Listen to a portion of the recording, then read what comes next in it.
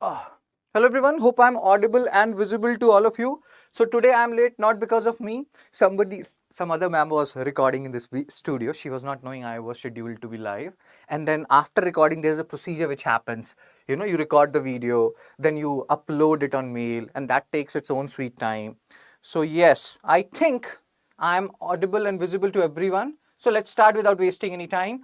So that file was taking so much time that I had to cancel that file, and I will tell ma'am to send it again by 10:30 a.m. So these things happen.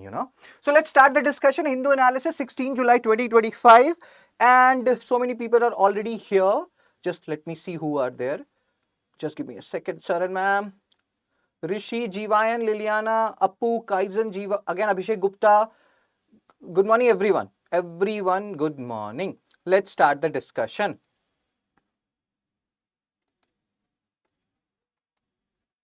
So 100% visible and audible. So Hindu analysis, 16 July 2025. I will share this particular PDF in this Telegram channel, Fun Study with Shubh, by 10:30 a.m. today. If you have not joined this group, join it. Yesterday, I asked you two MCQs. There were like MCQ 13 and 14. I think one or two person in the comment section, they answered these questions. So why? Why only one or two guys? Currently, I am seeing so many of you live. Good morning, everyone. Good morning, Sharath, Durga, and Bhattacharji, Rajneesh, Abhay, Chang, and other people whom I was not able to see because of all the chats and everything. So MCQ 13, yesterday's question, what is the answer, sir and ma'am? Chepandi is fast. And then we will start the discussion. What was the answer? For people who have not watched yesterday's analysis, you can always watch it. With reference to Kaziranga National Park, consider the following statement. Yesterday we were talking about first grassland bird survey in Kaziranga National Park, which is a UNESCO World Heritage Site in Assam. Oh my God. So it is not composed solely of grassland. It has grassland, it has wetland, it has forest, it has everything. It's just like a wow. So first is wrong.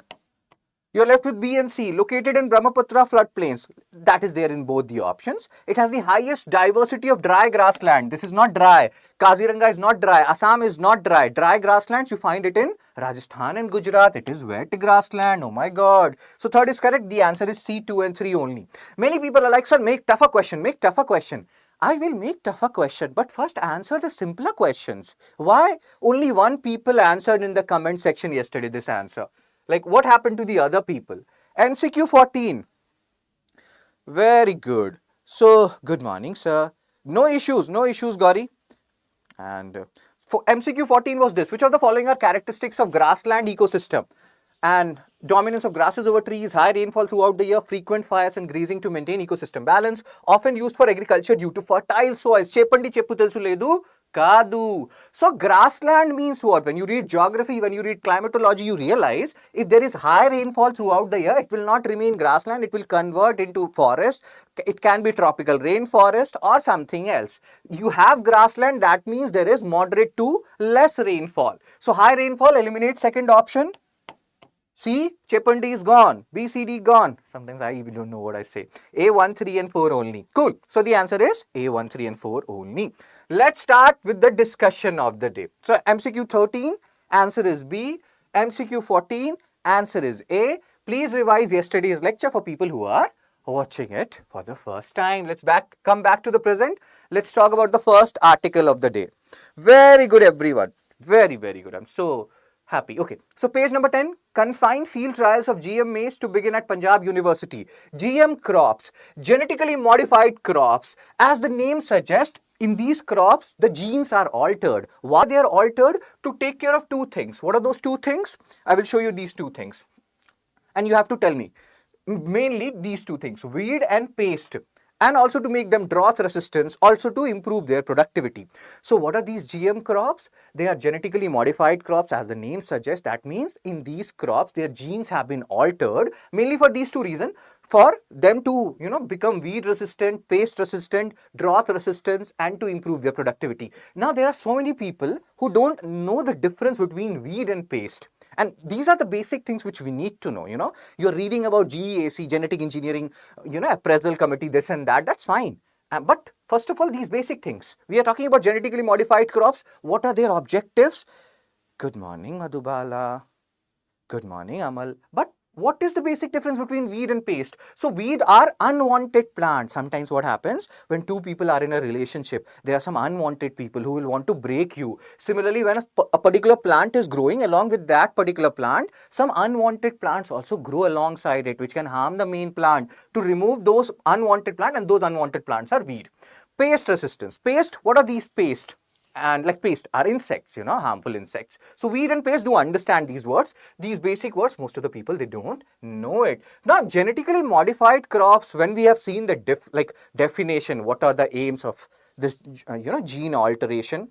So it looks good, to counter weed, to counter pest, to make them drought resistance, to improve their productivity. But in India, currently there is only one GM crop, that is BT cotton, which is recommended, which is allowed, and which people can, grow, and for every purpose, BT cotton. Rest all are at different stages, because what people realize later on, be it GM mustard or brinjal and etc., they realize that it has some side effects. In some crops, it can cause even cancer. Oh my God! Plus environmental impact. So thereby, lots of protests started happening. And apart from BT cotton, this BT cotton is bacillus. It's just one bacterial thing which will be inserted into the genes. That's why this name BT cotton.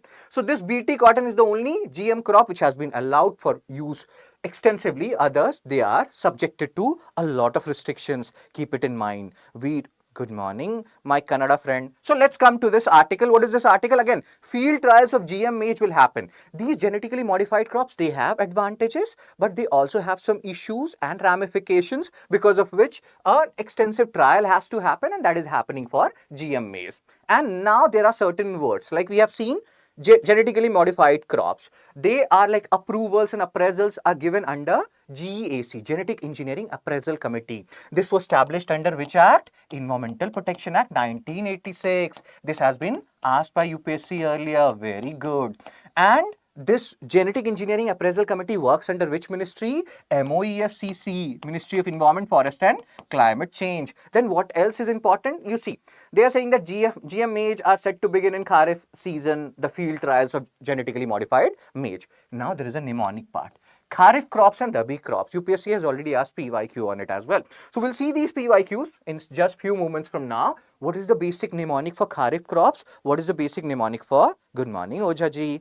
What is the basic mnemonic for Rabi crops? We have discussed this in the previous lecture. Can you people tell me how will you remember Kharif crops and Rabi crops? I have told you the mnemonic. Chepandis fast. Anyone? So again, you can see here, and again, they are saying that they will take the trials, but they're also, giving some, because the protests have started happening in Punjab against this GM maize, and there are certain organizations which are like, no, the environmental impact and the health impact will be huge, so we cannot allow it to be consumed by people. So here there are like the government, the GEAC, they are saying that no, it is not going for consumption, it is just going for trial right now. Cool, sir. So the proposal was made by Bayer Crop Science Limited. So it's a conundrum. When you talk about GM crops, it's a conundrum. We know their benefits, but then scientifically it has also been seen in some other countries of the world that it has issues as well. So we have to look into both the consideration. So we have talked about purpose of trials, weed control, pest resistance.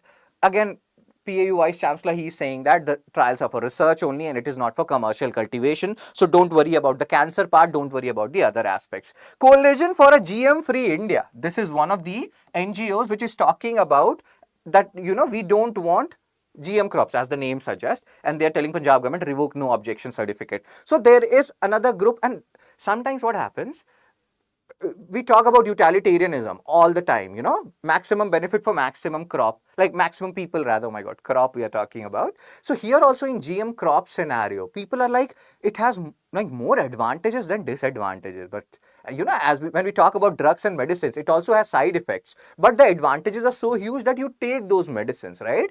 So can we apply the same logic for GM crops? So these kind of discussions happen. What is the way forward? Good morning, Mamta. Rishi was talking about you. So yes, let's focus here. So MCQ1, and again, one more thing. Did I miss something? I asked you people the mnemonic for Kharif and Rabi crops. Nobody stated Kharif crops cultivated in rainy season and Rabi in winter. See, Kharif crops, the mnemonic is Kobama ki tu jori. Kobama ki tu jori. So cotton, pay attention to the capital words. cotton, bajra, maize, tur, jowar, rice. Kobama ki tujori for kharif crops. The mnemonic for rabi crop is V, ba, gram. Wheat, barley, gram, rapeseed, mustard. So remember these mnemonics, they help you a lot in, eliminating option. You will understand when we'll solve some questions. Okay, sir. So now let's have a look at this question. MCQ 1. Which of the following is the only GM crop currently approved for commercial cultivation in India? Oh my God. Paste resistance, herbicide tolerance. Oh my God. Rishi, have you put my photo in your profile pic? Oh, this is so cute, yaar. I will give you a better pic to put, yaar. I don't know. So only GM crop currently approved for commercial cultivation in India is BT cotton, as Himani is saying and Swastika is saying. So BT cotton, D is the answer as you people are stating. I'm sorry if I said this early enough. Let's go to PYQ2. This is a question which was asked in UPSC 2015. Genetic Engineering Appraisal Committee is constituted under.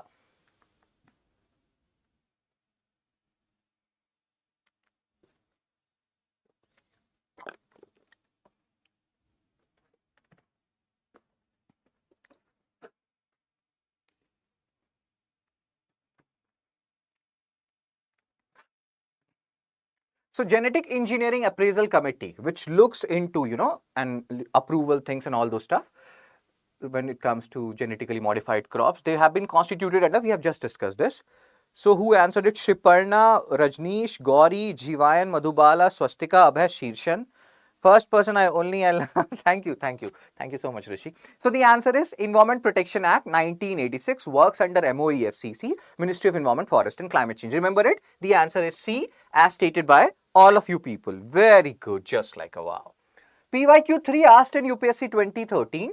Consider the following crops. I have just told you the mnemonic. Which of these are Kharif crops?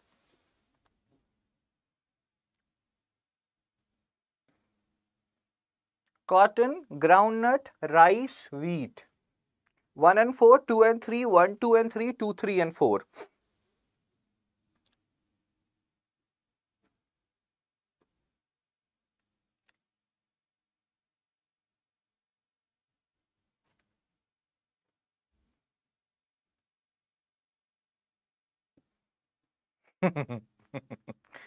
The love is real, Mamta. Rishi's love for me is real. So now Kharif crops. We have just discussed the mnemonic for Kharif crop. Kobama ki tu jori. So cotton, bajra, maize, tur, jowar, rice. So based on that, you can eliminate options. So cotton is a kharif crop, yes. So if cotton is a kharif crop, you will eliminate option B. Rice is a kharif crop, yes. Cotton here, rice here. So if rice is a kharif crop, 3 also has to be there. What else? 1 has to be there, 3 has to be there. Oh, 1 also has to be there. So this is also gone. And if 1 and 3 has to be there, C is the answer. 1, 2 and 3. So cotton, groundnut and rice. Who answered it? So many people answered it. Abhiram, Anandu, even before that, I think, okay. So Mamta, Shriparna, Gauri, Sirshan, Sri Durga, Himani, Jivayan, Abhay. Very good. Awesome. Cool. So the answer is, what is the answer? C. 1, 2 and 3. Groundnut is also a kharif crop. This is not the only question. There was another such question where UPSC has asked which of these are kharif or rabi crops. So yes, Mansi is telling. Okay, cool, Mansi. Very good here. Let's come to the second article of the day, the need to protect India's linguistic secularism. In this particular article, there will be certain keywords. First of all, linguistic secularism. Indian secularism, how it is different from Western secularism. Then Article 29, what it is. Then there are some other things, scheduled languages, 22 scheduled languages. What is the meaning of scheduled language? Is Bhojpuri under scheduled language? Is Rajasthani under scheduled language? What happens when a language becomes scheduled language? In original constitution, we had 14 languages under scheduled language. Now we have 22 after different amendments. So there are certain words which we have to understand. Very, very important article from every perspective. Cool. So let's talk about this. So now India's religious and linguistic diversity, you can understand this, why this article has been written. Maharashtra, oh my God, Maharashtra things are going on, Tamil Nadu things were going on. and there are certain people in southern India who feel like Hindi has been imposed in some way or the other. So this article is written in that perspective, but we have to extract a lot of things from exam perspective. Oh my God, my voice is gone. So India's religious and linguistic diversity, religion and language are central to India's cultural identity. In the previous Hindu analysis, I had even given you an overview of India's language policy, how it has evolved from 1920 Nagpur session, then partition happened, Initially Congress before partition was supporting this linguistic reorganization of state. Partition happened, we were sad about it, so we were little apprehensive, different commissions came, and then finally due to Potti Sri Ramalu sir hunger strike, division happened, linguistic reorganization happened. So here he's saying that religion and language, they have always played a crucial role in India's cultural identity.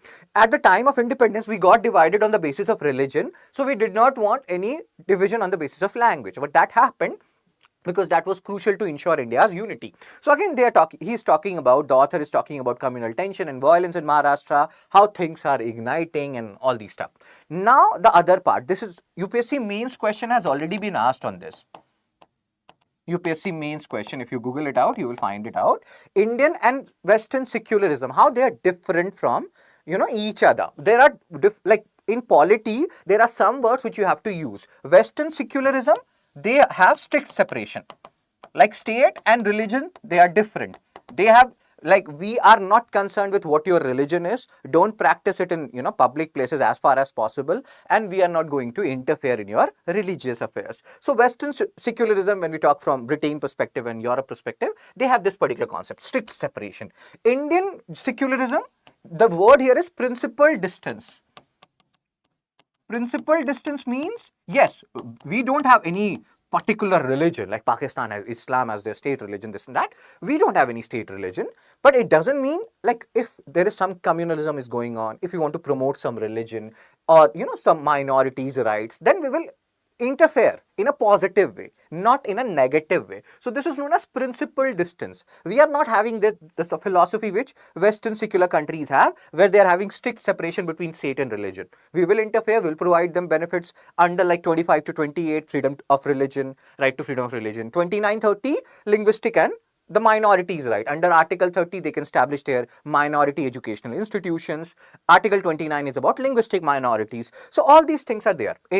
Indian secularism has principal distant approach as compared to Western secularism, which is having strict separation. So remember these words, they are actually important. Mains question has already been asked.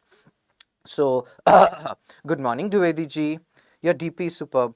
Shashmita, please don't make me blush. So, Indian versus Western secularism, as you can see here, and please solve that mains question which I'm talking about. It promotes complete separation of religion. India adapted this idea by incorporating, again, you can read these things. We talk about tolerance, equality. These two words define our secularism. So again, our secularism is much more flexible compared to Western secularism, which is somewhat rigid in nature. Every citizen has right to conscience and freely profess, practice and propagate religion. State has no official religion, reinforcing India's secularism. And we have to promote it. Plus, why this whole thing is important? Because in GS Mains Paper 1, secularism is explicitly written. So this is important. Indian secularism includes languages. We are neither pro nor anti-religion or language, but allow the state to act against both religious and linguistic communalism. And that's why we have a principal distance. Whenever we feel like there is a religious communalism which is happening, whenever we feel like there is linguistic communalism which is happening, states interfere, and in a positive way. So principal distance, not strict separation. Keep it in mind. Okay, so where were we? Yes, sir. I was supposed to tell you something. I get distracted by your comments. Cool. So no national language. Again, we do not have any national language. We have official language. Under Article 343, Clause 1, Hindi is the official language of the Union. You can talk about English as the official language also. So under Article 343, Clause 2, English was supposed to be the official language for 15 years, next 15 years from the commencement of Constitution, and that went on indefinitely. And that's why Hindi and English, they both have become official languages. So we don't have any national language, as most of you already know it. States are free to choose their own official languages. So all these flexibilities have been given, thereby proving India's linguistic as well as religious secularism. Cool, sir. Linguistic protection 29 gives citizens the right to conserve their language, script and culture. Language cannot be the basis for discrimination. In that regard, this article has been written that whatever is happening in Maharashtra, you need to learn Marathi. Whatever is happening in, let's say, Tamil Nadu, they need to learn Hindi. This has to be balanced. You cannot force things upon people. Linguistic statistics, now the other important term, scheduled languages. So when our constitution was framed or formed at the beginning of around 1950, we had 14 scheduled languages. 14. Pardon my doctor-like handwriting. Now we have 22 scheduled languages. What does scheduled languages means? That these languages, official interaction can happen in this language. In UPSC, if you want to give interview, you can give interview in one of these 22 languages. So you have a lot of protection. These 22 languages, they have a lot of protection. Government is very, very serious about conserving and protecting and promoting these languages. Now the issue arises that in these 22 scheduled languages, Bhojpuri, तो लगाबे लो जब lipstick ही लेला सारा district. And then there is a very famous actor of our time, Purab Jha. He also brought his songs in Bhojpuri. Pawan Singh. So why Bhojpuri is not under scheduled languages? All the Bhojpuri people, they are like, Maithili is under one of the 22 scheduled languages, but not Bhojpuri, not Rajasthani. So then some Konkani languages. So there are issues here. And what is your view on this? Do you think Bhojpuri should be a part of scheduled languages? Chepandis. Census classifies languages as scheduled and non-scheduled. Why Maithili is a scheduled language but Bhojpuri is not? My mother tongue is Maithili. I only know one line in Maithili, because we don't speak it enough. That is a different matter altogether, but that is a scheduled language. Bhojpuri is not. So what is your view? Bhojpuri should be made a scheduled language or not? Need to respect all languages. He's like the author is saying that we need to respect all languages and we should not be thrusting upon people and communities to learn one language or the other, because we have linguistic secularism as well as religious secularism. Linguistic secularism, Article 29. Religious secularism, Article 25 to 28, Article 30 as well. So Maharashtra's language tension, recent violence against non-Marathi speaker shows identity politics. Now, this whole one line can make you feel very angry if you are a Hindi speaker, but this is not the whole reality. If you follow current affairs, you will know the whole reality is Hindi was made compulsory from class 1 to 5 in different schools of Maharashtra. Then the protest happened and then this whole thing happened. So everything has its quid pro quo. What happens with sometimes mainstream media, they will show you one picture, they will, hide the other picture. I'm not doing that, because you should know the whole reality. It's not like all of a sudden this whole thing started. This started when Hindi imposition happened in class 1 to 5. And then because of the protest which started happening in Maharashtra, that thing was called back. And then this whole thing started. So it's all a chain reaction which is happening. Hope you can understand this. Very good, Abhay. True cultural protection should be based on tolerance and liberalism. I urge you people to listen to our awesome Bhojpuri songs. No, many of those songs are not awesome. They are just objectifying certain people. But earlier Bhojpuri songs used to be awesome, Listen to ghazals. Chupke, chupke, raat din, aasu baha. Let's focus. India's cultural strength, India's acceptance of diverse lifestyle. Read all these things. We have discussed whole thing. How Indian secularism is different from Western secularism. Scheduled languages, originally 14 languages, now 22. Bhojpuri, Rajasthani, these important languages, they are not under scheduled language. If a language is under scheduled language, you can give your UPSC interview in that language. Government is very serious to protect and promote and, preserve those languages. So that is the basic premise. And again, the author is saying that political parties must protect India's diversity rather than trying to take advantage of it by dividing us on the lines of language and religion. Sir, often saying this is that Chepandis, yeah. Okay, MCQ 4. In contrast to Western secularism, Indian secularism.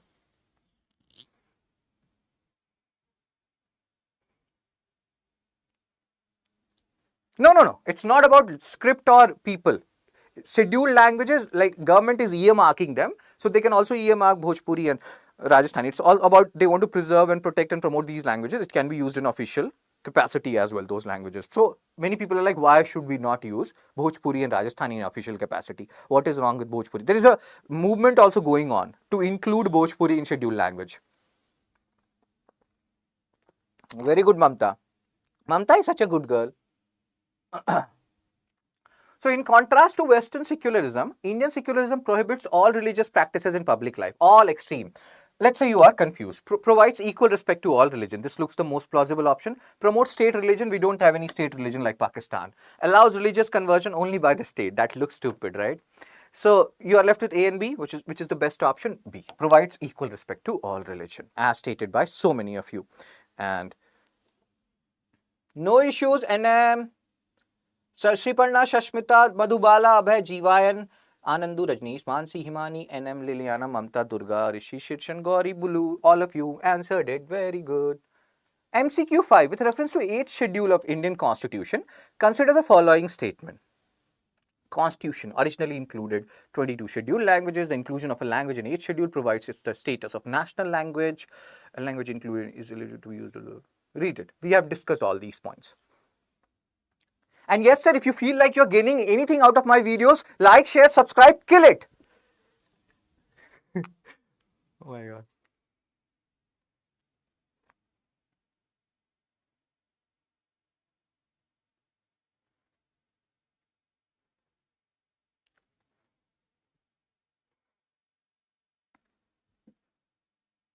Why? Okay. So yes, sir, Constitution did not originally include who has answered it. B will not suffice. Sriparna, Liliana, Anandu, Blue. Aaj blue hai pani, pani. In our time, there used to be a singer called Honey Singh. He used to sing this song. Mansi, Mamta, Jeevayan, Jolin, Gauri, Himani, Liliana, Abhay, Raghavendra. Cool. So, Constitution originally did not include 22 scheduled languages. It included 14 scheduled languages. After that, 3 amendments happened, if I'm not wrong, and now we have 22 languages. So, first is wrong. If first is wrong, you are left with A and C. So you don't need to check for third, you have to check only the second one. The inclusion of a language, does it make the national language? Do we have any national language? This is such a stupid statement. So the answer is A, 3 only, as stated by all of you. Very good. And what we have discussed, 8 schedules. If you have studied from me, I have already told you how to remember the 12 schedules, There is a mnemonic for that also, which is Tears of Old PM. Oh my God. So Tears of Old PM is 12 schedules. First schedule, territories. Second schedule, emoluments or salaries. Third schedule, oaths or reformation. Fourth schedule, Rajya Sabha. Fifth schedule, scheduled areas. Sixth schedule, other tribal areas. Seventh schedule, that is federal list, union list, state list, concurrent list. Eighth schedule, what is this? O.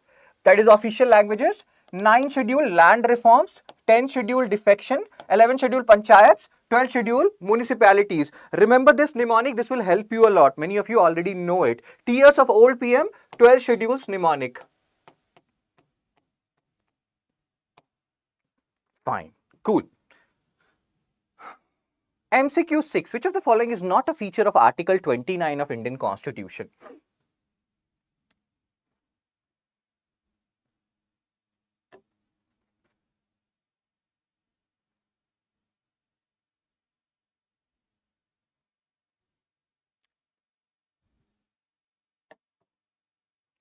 Right to conserve one's language, script or culture. B. Protection from discrimination in educational institution on language grounds. Right to establish and administer minority educational institutions.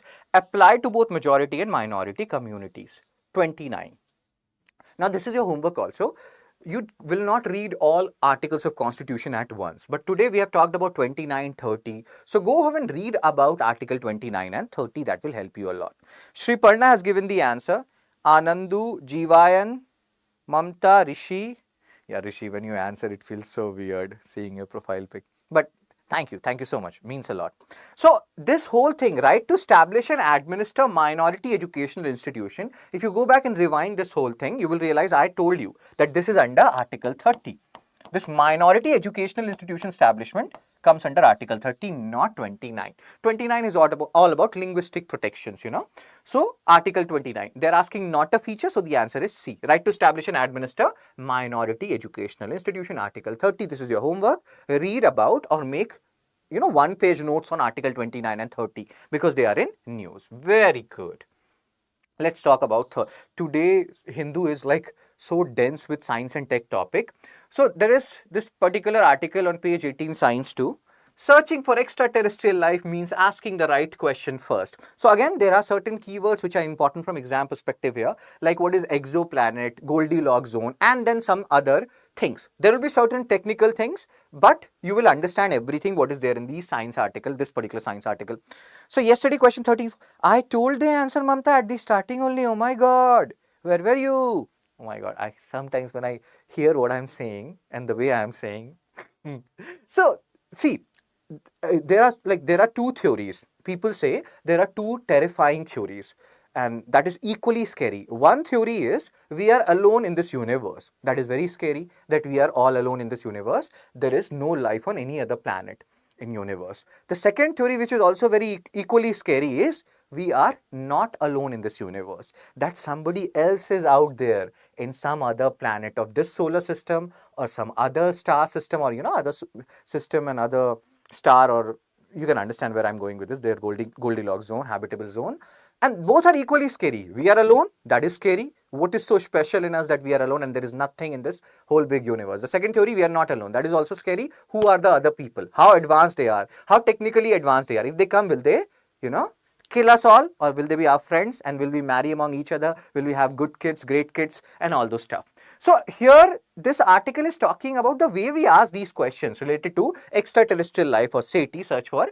extraterrestrial intelligence, is all wrong. It's all binary. Binary means, do we have life in other galaxies, other star system or not, and this and that. No, it's not binary. These are not the kind of questions which we should be asking. The question should be like, if we are searching for different planets and exoplanet and Goldilocks zone, what is their temperature, how much water is there, water is present in which particular form? These are the questions which we should answer. And then they have talked about something very interesting, which you will see, and then the keywords which are important from exam perspective. Mamta, you can see the starting part of this video today. You will get the answer. Don't worry. I'm always there for you. So again here, exoplanet. Exoplanet means planets outside the solar system, which are outside the solar system. Then there is another point, which is Goldilocks zone. Goldilocks zone means, like when we talk about sun, this Venus or Mercury, they're very close to sun. So that's why they cannot have life, right?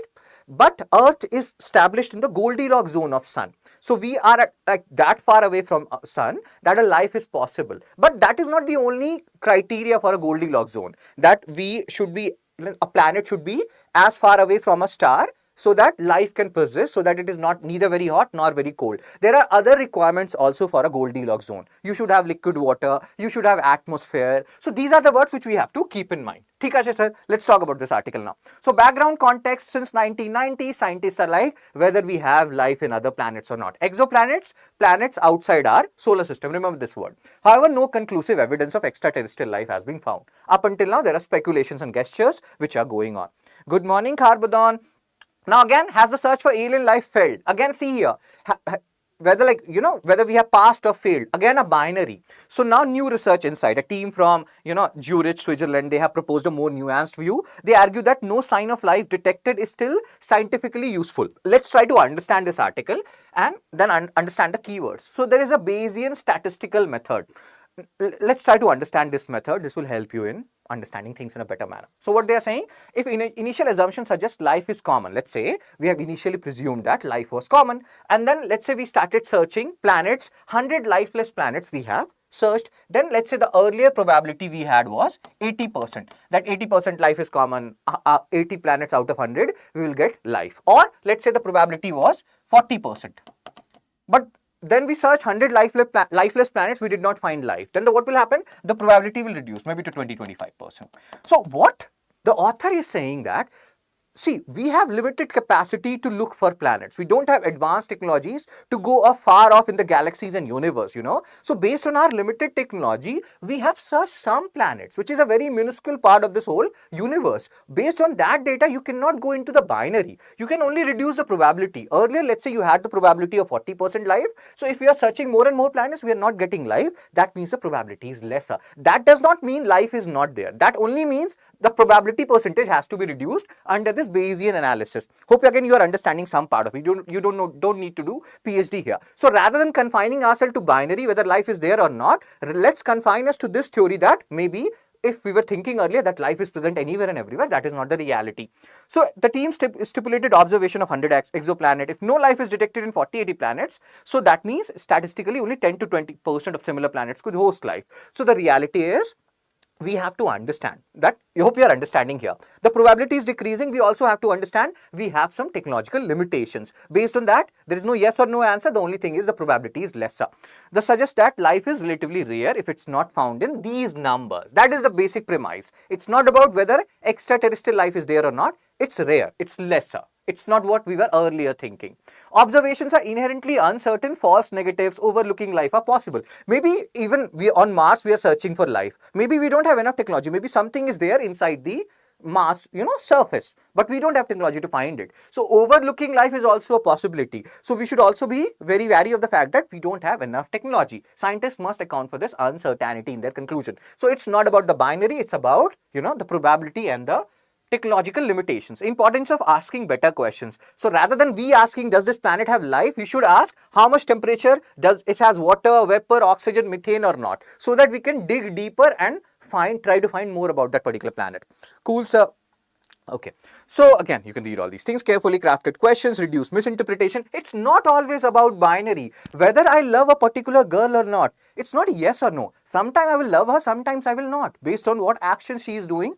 And the same thing will go with her. So it's not always about binary, according to the science article. Even null result, no life found, can be scientifically valuable if questions are precise. What was the temperature, oxygen, water was there or not? The quality of inquiry is as important. Are you people understanding what this author is saying? He's saying a very deeper thing. It's not always about the binary. This goes in our real life also. It's not always a yes or no. So remaining theoretical challenges. Scientists must still refine definitions, what counts as proof of life or habitability, as we talk about Goldilocks zone, how much far a planet should be away from the star so that life can persist. It's not only about neither too hot nor too cold, presence of water, presence of atmosphere, all these things are important for a Goldilocks zone or for a planet to have life. The paper underscores that absence of evidence is not evidence of absence, So we don't have evidence of life. That does not mean there is no life. It means the probability is lesser. It means our technology is limited. Success in the search for alien life depends more on asking the right questions than just increasing the number of observations. What these binary do is, maybe later on, we will not have these SETI, search for extraterrestrial intelligence. We'll stop doing the search and maybe then they will search us and we will be, gone. Let's solve some questions. With reference to Bayesian statistical method, solve this question. It's a little bit more technical, but fine. If you solve these questions, you are getting a brief overview about what extraterrestrial intelligence is. Chepandi is batao bolo.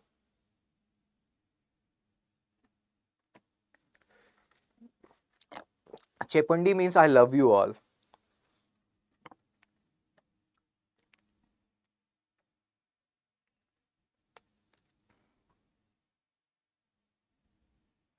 So with reference to Bayesian statistical method, consider the following statement. It allows the incorporation of prior beliefs while analyzing new data. It updates the probability estimate as new evidence become available. It provides only binary yes or no answers in scientific analysis.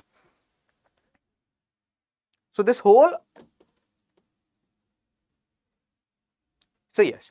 It's not, Bayesian statistical method is all about, there is not always yes or no answer. So eliminate third, you will get the answer 1 and 2 as stated by all of you. Like I can see from Gauri and then other people also, Abhay Madhubala, Gauri, Swastika, and so many of you, all of you, awesome. MCQ 8, what is an exoplanet? If you have these conceptual clarities, then science and tech and space portion will not be that boring for you. So tell me one thing, if 47 people are watching me right now, why only 25 lives? Why? Is life costing you anything? Kill it! Oh my God.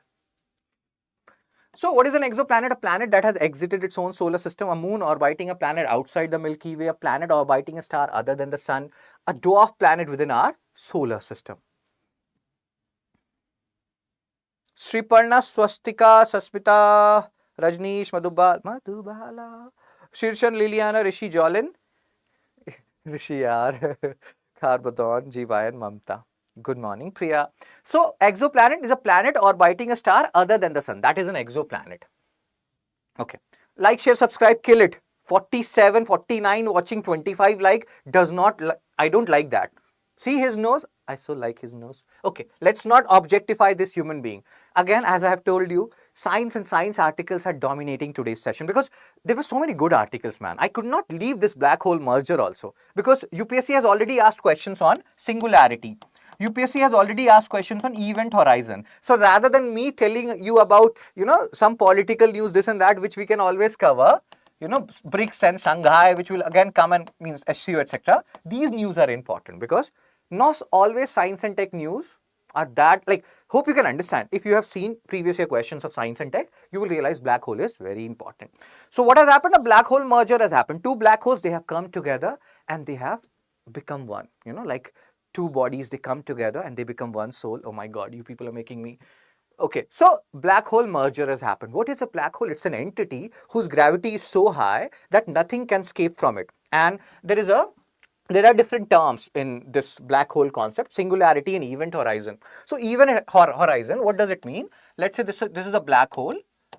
So this is the event horizon point. If something comes under this event horizon, then they are gone. If something is beyond this event horizon, then it's fine. You cannot have a picture of black hole because nothing escapes black hole, not even light. And for you to have any kind of picture, what do? You do. So life reflects back into your eyes and you have a look at the image and everything. So if light cannot escape black hole, so what we have the first image of black hole 6-7 years back, Event Horizon Telescope. So we had an image of this event horizon. This is the last point. If something enters into this region or beyond event horizon, it will not escape. Singularity is the single point in this black hole where the density, the gravity is extremely high, very, very high. Time, space, all these concepts, they become moved there. So all these things, again, you don't need to do PhD here. You just need to understand the basic things associated with black hole. Two black holes married each other. They became two body, one soul. And when these black holes, since you cannot see them because light also cannot escape them, you can only see the event horizon. So what happens? These black holes, they emit something, especially when these kind of mergers happen, they emit something. Like, light is a wave. So they also emit something which is known as gravitational waves. So gravitational wave study. Now scientists have started studying these gravitational waves. The gravitational wave study helps us in undermining or understanding that part of universe where light cannot go. Because, black hole, light does not pass through it. Everything is absorbed by black hole. So the things which are limited, let's say, which we cannot understand by light, that thing we can understand by these gravitational waves. So again, there are certain terms here, there are certain concepts here which are important from exam perspective. We'll solve some questions, you will understand each and everything. Cool. Oh my God, Rishi. So dance of darkness, a black hole merger occurs when two black holes orbit each other, gradually lose energy, and then they collide and they become two body, one soul. But the reality is they actually become one body. So gravitational waves, as the black holes spiral closer, that reminds me of something.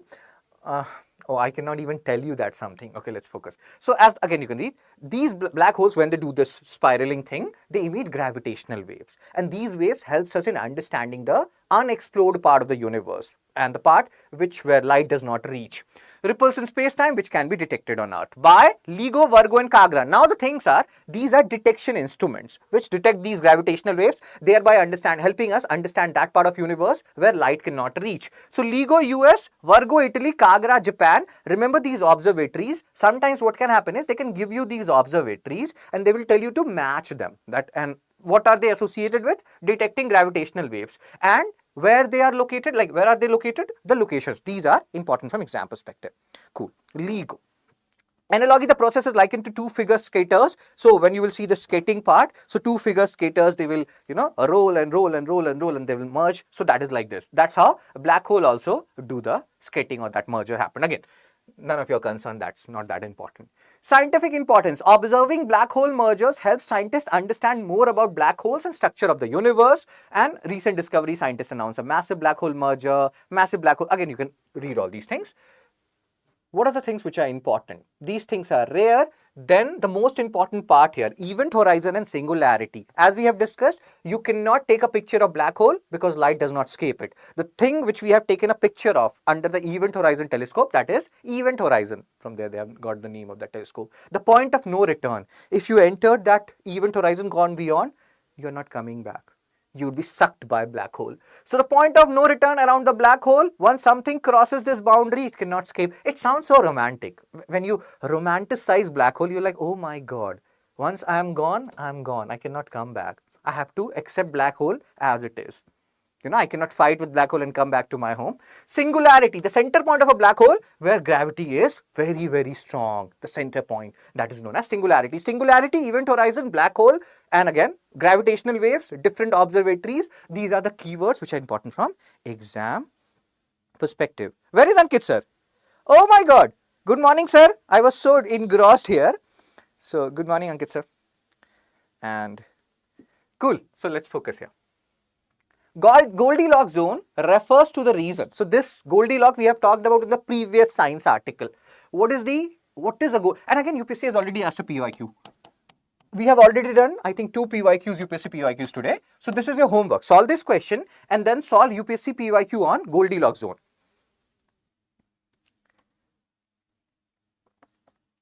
Ankit sir is a cutie pie. Everyone is a cutie pie. Ankit sir is a cutie pie. Praveen Mishra sir is a cutie pie. I am a cutie pie.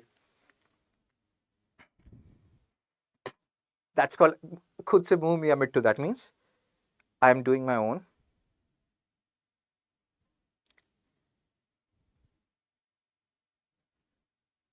So, Goldilocks zone refers to a region where a star emits maximum radiation, around a black hole where light can escape, around a planet where gravity balances temperature, around a star where liquid water can exist on planet surface. Like in the previous science article, we have talked about SETI, search for extraterrestrial intelligence. Thank you, Gauri. So, Goldilocks zone is what? Goldilocks zone, habitable zone. So, around a star, like, you know, you have planets, they should be at such a location from that star that they are neither hot nor cold. They have an atmosphere, that particular planet. They have liquid water. So that is the Goldilocks zone, around a star where liquid water can exist on a planet's surface. That is answer D, as stated by how many of you? So Shashmita tried it, Anandu, Abhay, Mamta, Rishi, Shriparna, Gauri, Rajneesh, Madhubala, Jiva and Seersan, and so many of you like Durga, Kumar, Shanmukham. So the answer is D, around a star where liquid water can exist on planet's surface. MCQ 10. Consider the following statements regarding black holes.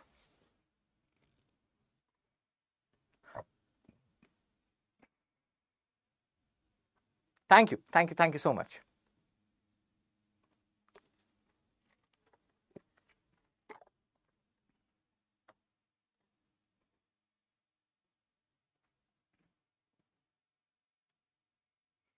A black hole's gravity is so strong that even light cannot escape from it. The event horizon is the boundary around a black hole beyond which nothing can escape.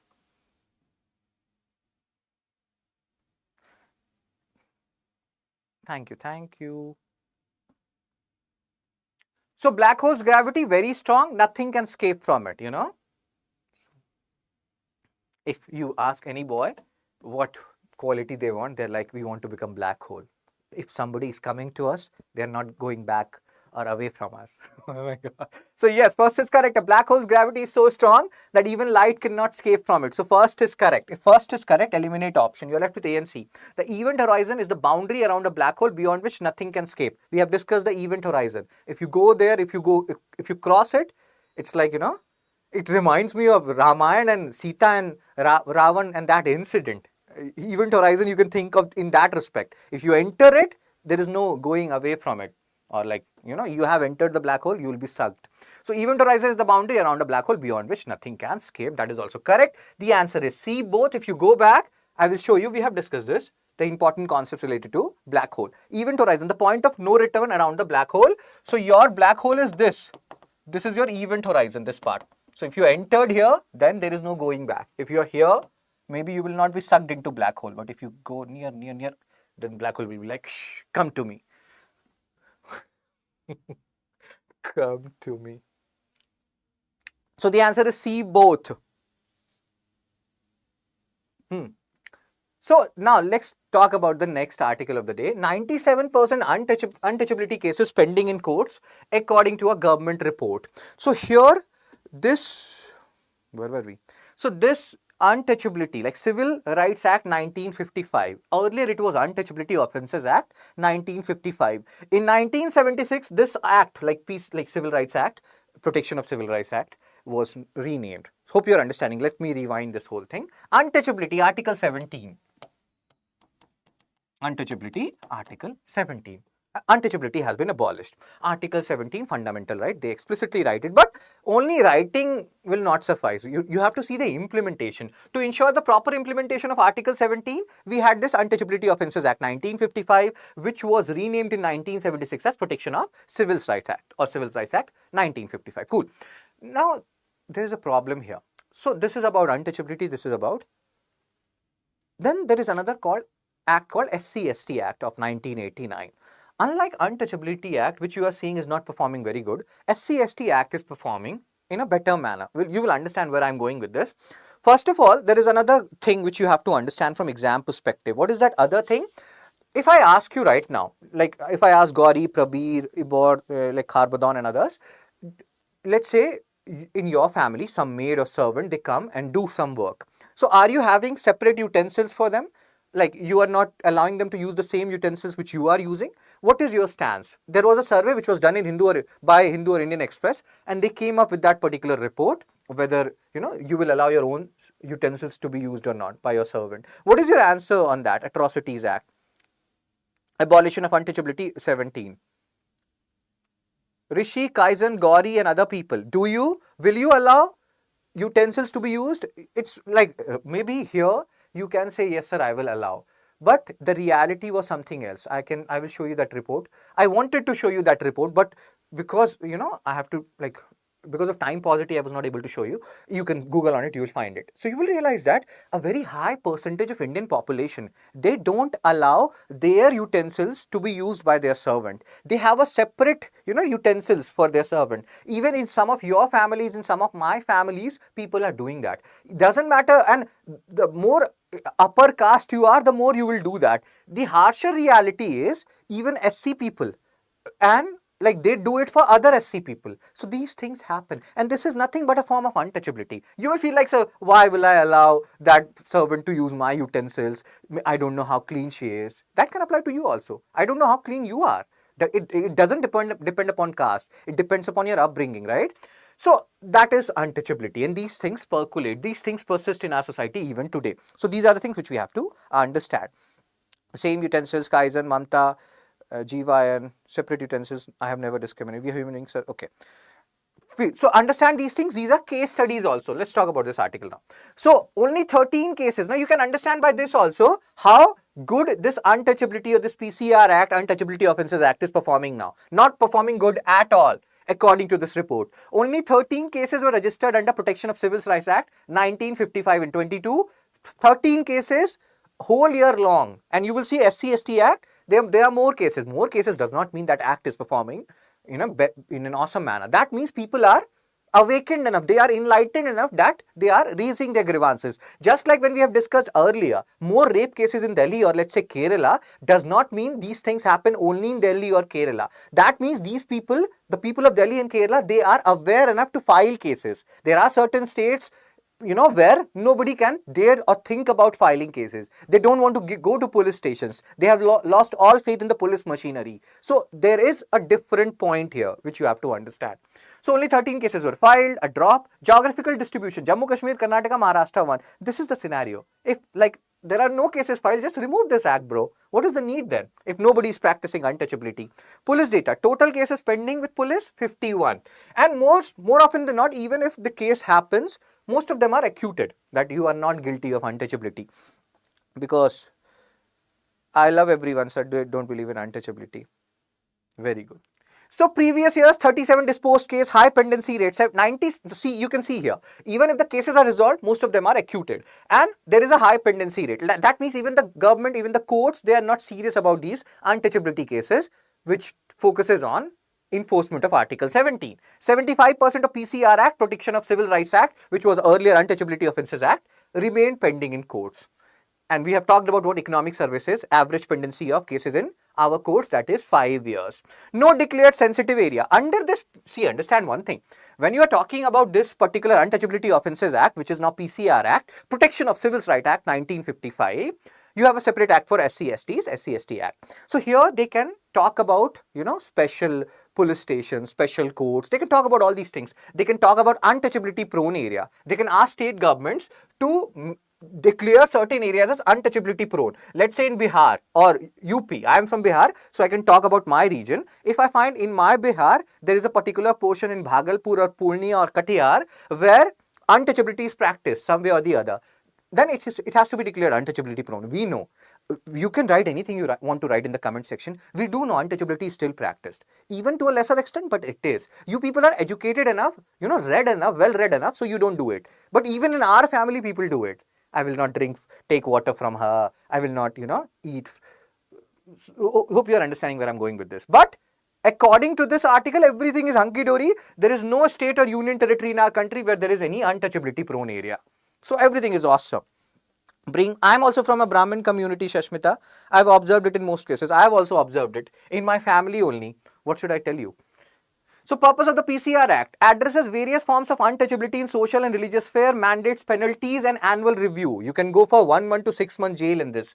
Covers aspects like case registration, police code, you can see this. Special courts, police station, untouchability prone area, all these things, but nothing is happening. So maybe we should scrap this act because anyway, nothing is happening. Unlike SC/ST Act, Scheduled Caste and Scheduled Tribes Prevention of Atrocities Act 1989 has seen a steady rise in cases unlike the PCR Act. We have talked about this. Steady rise in cases does not mean that, there can be some false cases also like Dory. But it shows that people are at least informed enough. People are at least, talking about it. False cases can be anywhere, That's a different matter altogether. Let's solve this question now. It's most practiced.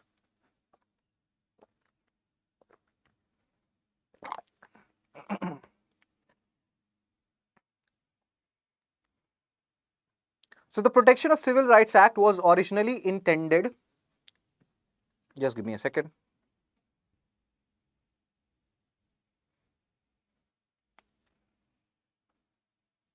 As the Untouchability Offences Act. The Act was renamed in 1992. The Act aims to enforce Article 17 of Indian Constitution.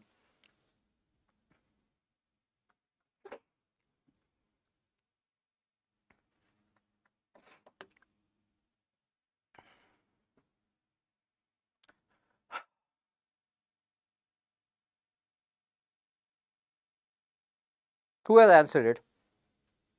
Anandu, Abhay, Jeevayan, Liliana, Mamta, Shiparna. See, this is a herd mentality. Everybody is answering A now. What if A is wrong? Again, not always herd mentality, but we have seen this has happened. One person gave wrong answer, everybody was giving wrong answer. MCQ 12. Which of the following is not a function mandated under Protection of Civil Rights Act for states and UTs?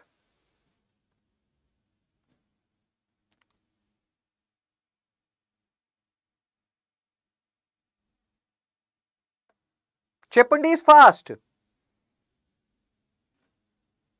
Yes, it's you cannot there can be a high probability, but even in South India, Jeevayan, there was a Dravidian movement, Brahman versus non-Brahman. So here also in non-Brahmins, the atrocities were committed. Like you may have heard about Travancore temple entry movement, where people who were non-Brahmins, people from non-Brahmin category, forget about entering into the temple. They were not even allowed to enter into the 4 roads which were leading to the temple. So that kind of things has happened in South India also, North India also. Where it has happened more, that we can always debate upon. See, I can just tell you one thing. In 12th, almost all of you are wrong. 12th question. So again, think about question number 11 and 12 again. and think about those questions. If you know the answer, you can post it in the comment section. I will share the answer of these 2 questions tomorrow. That means in tomorrow's session. You people still have time. In 12th, most of you were wrong. I can just tell you that right now. So think about it again. Fine. And if you feel like I contributed to your knowledge, like, share, subscribe, make it a movement. And that's it for today. And I will share this particular PDF along with the answer of 10 MCQs. We have done 12. 11 and 12 is our homework for you. If you know it, post it in the comment section. We'll discuss it tomorrow. And 10 questions means answers. I will share it here. I don't know what I'm blabbering right now. Sorry for that. So yes, sir. Any queries, any doubts related to anything? So out of 10 questions, what was your score? You can post it in the comment section. Also, if you have any doubt, you can ask it right now as well. Brahmin community think they are superior, don't know why. Oh my God, let's not do that. So, and again, sir and ma'am, now this thing is not applicable. That means this particular thumbnail which I'm showing you, because 15th has passed. So now some new batch will be starting. And let me see, what is that? And again, this is not a joke. Please understand this. If you feel like there is any issue in your preparation and you are lagging anywhere or everywhere, hopefully not everywhere, hopefully somewhere, and not even hopefully somewhere. Why somewhere? Hopefully you're doing awesome in every aspect. But even if there is some portion of doubt in your preparation, you can join any of the batches and streamline your preparation. That's what batches are for, you know. So again, 26, 27, 28 batches, and you go to view all courses. What you will do, you will go to StudyIQIS.com, you will go to UPSC English, and then based on which year you're preparing for, 26, 27, 28, you can join these batches. You can use my code SHS Live to get maximum discount. Oh my God, 47% off, discount valid till 28th July, so it has been extended now. These are the these courses based on what you need. If you just need everything, go for diamond. Price is reduced by 7,000. Again, all the prices will reduce. See, gold prices increase now by even after reduction 1,000. And again, if you just need live classes and lecture notes, go for gold. Cool, sir. So, okay. And yes, if you're using my code SHS Live for buying any of these courses, you can ping me on Telegram, Fun Study with You, I've shown you, or you can ping me on LinkedIn also. If you feel like my privacy will be violated on Telegram because the community section is open. So you can ping me on LinkedIn also. That's sir, I have used your code. Can I talk to you personally one-on-one on phone? So you can do that. Again, that's it. Any queries? Thank you, Rishi. Love you too, bro. Thank you, Liliana, Madhubala. Thank you, Durga. It's their thinking mentality. I agree with you, Mamta. Thank you, Shashmita. Thank you, everyone. So I'm gone now. Take care. Be blessed. Tata. Bye-bye.